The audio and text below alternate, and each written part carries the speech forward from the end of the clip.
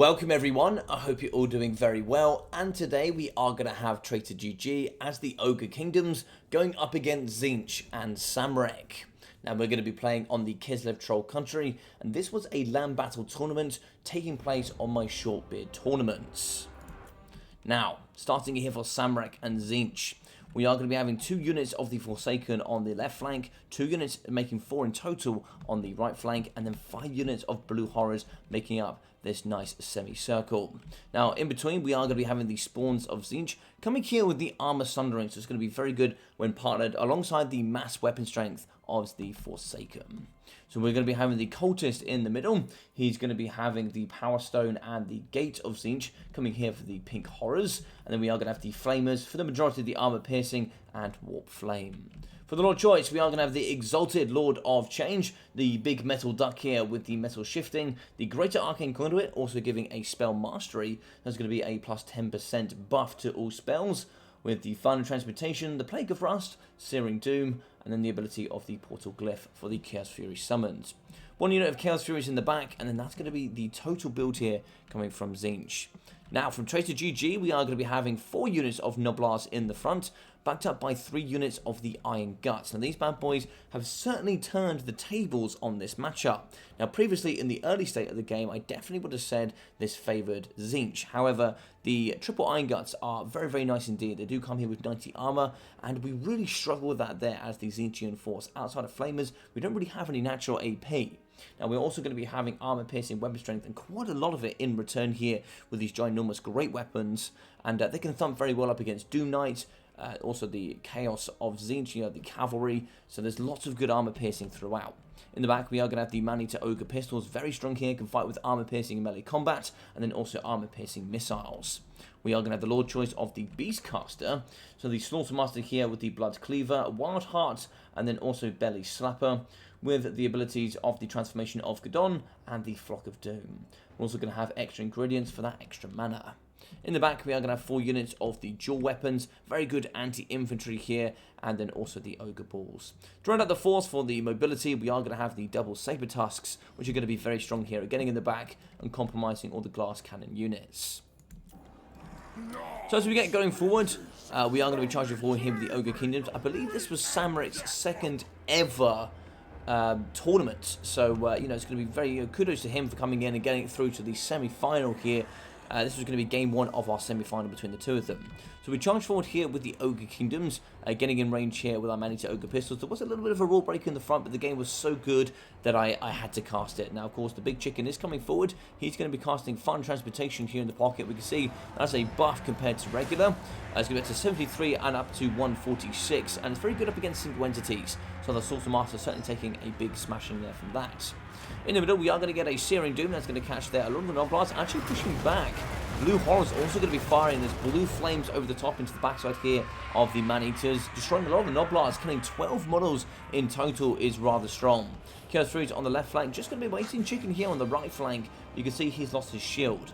Of course, shield here does now take 30 seconds compared to the 15 seconds that it used to take. So it certainly can be a little bit more painful here for Tzeentch players to keep that shield nice and high for as long as possible. In the middle, charging forward here with the Maneater Ogre pistols, coming around the flanks are going to be the Iron Guts.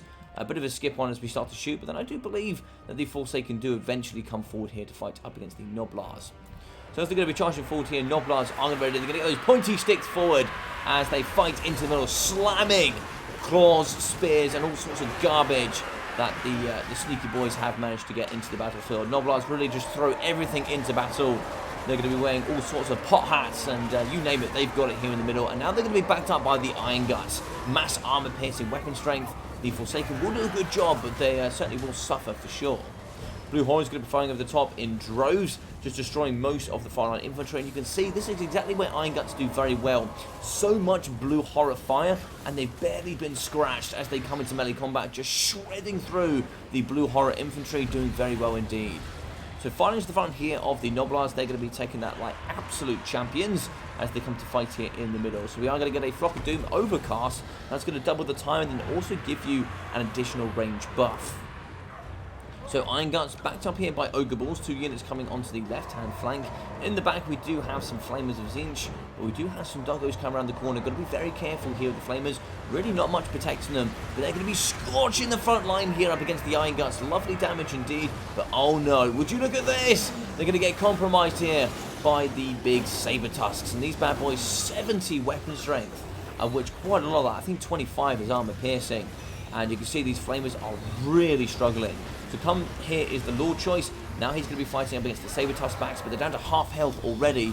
These Flamers are so glass cannon with only 12 melee defense, and they fought in droves in just a matter of seconds. You saw them once, you don't see them again.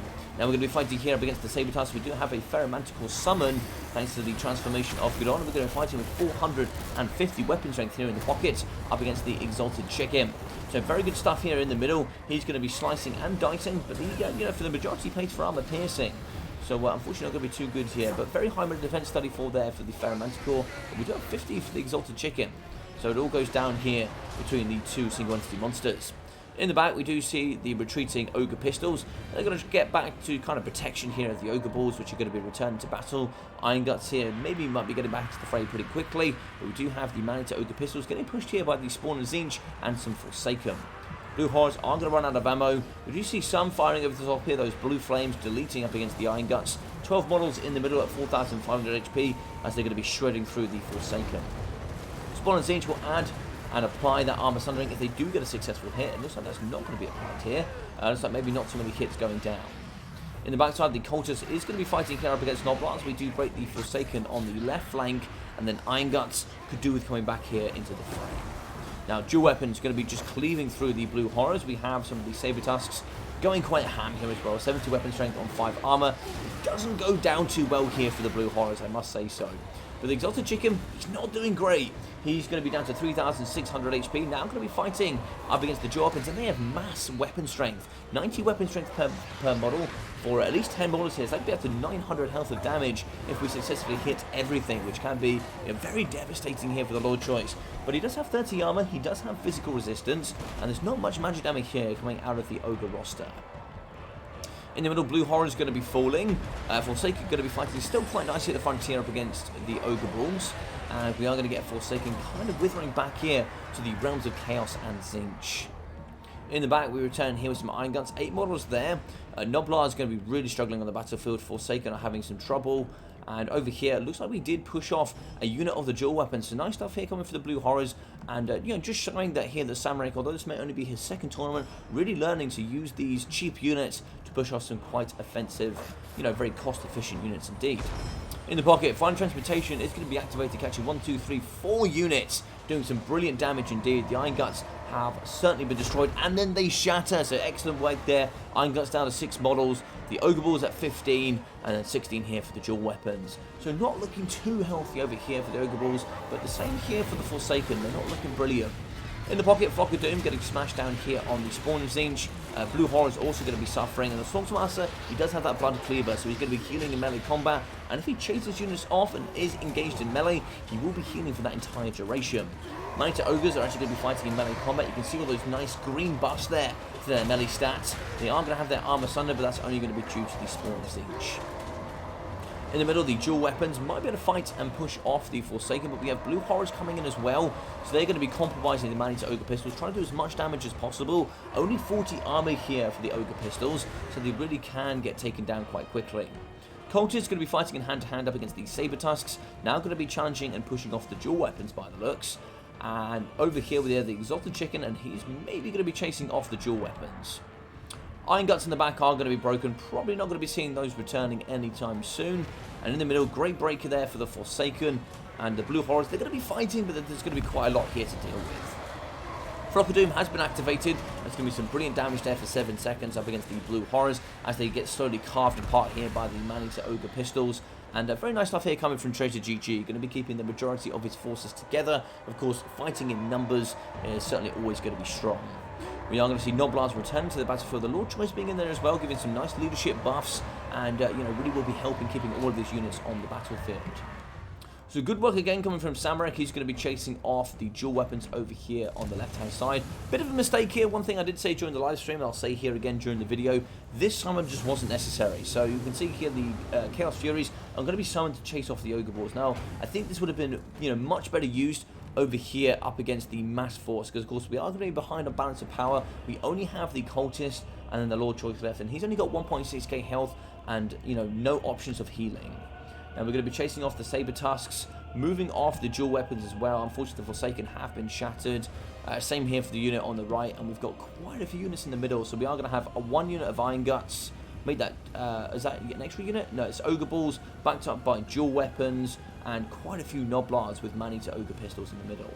So no ammo there. We're going to have one lot of ammunition left for the Maneaters here in the back. And of course a very healthy Slaughtermaster. 4,600 HP for him, and he can still heal in combat. So we can see here the summon is still going to be chasing off. We do actually have some Saber Tusks kind of returning to the battlefield, but they need to stay away from the Ogre Ball dual weapons. If they get too close, of course, Friends of Routing will give a negative to leadership. They've only got 4 leadership, so they might get pushed off here by the chicken. It's hard to say. So a bit of a skip on here. We do see the entire contingency here of the Ogre Kingdoms coming towards the Cultist of Tzeentch. We do get a return of the Exalted Lord. It looks like we did shatter there. I think the Saber Tusks have gone. I must have just missed them. It looks like they did get shattered. Maybe just got too close to the Exalted Lord. But we're going to be charging forward here. The mass force is going to come into play.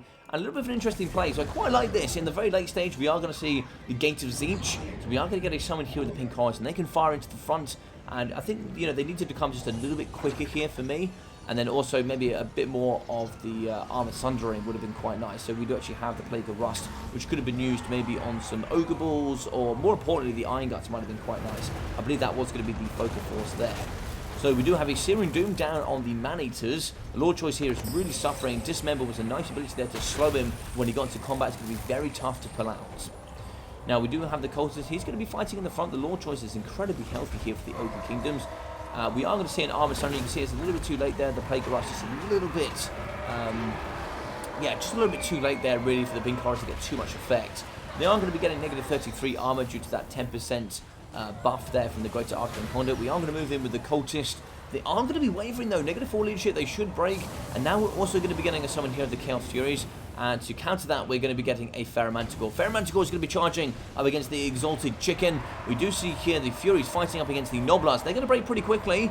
We do actually have a Searing Doom in the back pocket that should do some relative damage here, but unfortunately we're missing quite a bit. So the Cultist is going to be having a Flock of Doom down on him. The pink cards are a summon, so they should be dissipating pretty quickly here. And there we go. As they explode back into the realms of Tzeentch, and now we're going to give it a Tzeentchian ability, the second one here, which is going to be that sort of Doom Bolt coming down, but also applies a bit of armor sundering, quite nicely there on the Maneater Ogre Pistols.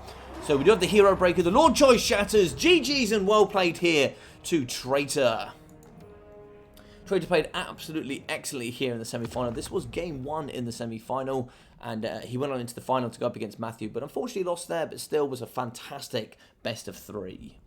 Now we do see here the Slaughtermaster of Beast, 913 there for him, 1.6 and 2.1 for the Maneater Ogre Pistols, very, very strong. Of course, with the Lead Belchers kind of getting nerfed a little bit, moved around and kind of sub-optimally changed, I definitely saw Maneater Ogre Pistols coming back into the fray and, certainly being a key component of the Ogre Kingdom roster. 470, 170, and 630 there for the Iron Guts. They were a massive focus force here quite nicely from the Tzeentch player, so Samurek really got in and shut down these expensive units, which was an absolutely necessary must. Having the spawn plus then also the mass weapon strength of Forsaken, it can be really devastating for Iron Guts for sure. But around the fringes, we managed to get the dual weapons in at 380, 550, 190, 430 there. So they got around the sides, really shutting down the Blue Horrors and doing some nice work. 1.3k there for the Saber Tusk packs, which, excellently just tore through the Flames of Tzeentch very, very nicely. And 340 there for the second unit. 200 for the Ogre Balls with 113, 120, and 5 there for the Noblars. So for Samurek, very well played. This was his second ever tournament, and I must say thank you very much for coming to live stream and being an absolute champion. But we got 1.6k there for the Exalted Lord of Metal, 150 for the Cultist, with 190 and 477 there for the Spawn of Tzeentch. So we got 580 with 513, 830, and 620 there for the Forsaken. with 172 for the Flamers, and we've got 313 for the Chaos Furies. For the Blue Horrors, 530, 530, 480, 870, and 685. These bad boys pay for themselves almost 9 out of 10 times. They're very, very powerful, probably one of the most cost-efficient in the Tzeentchian roster, and certainly one of the reasons that they are very highly picked for sure.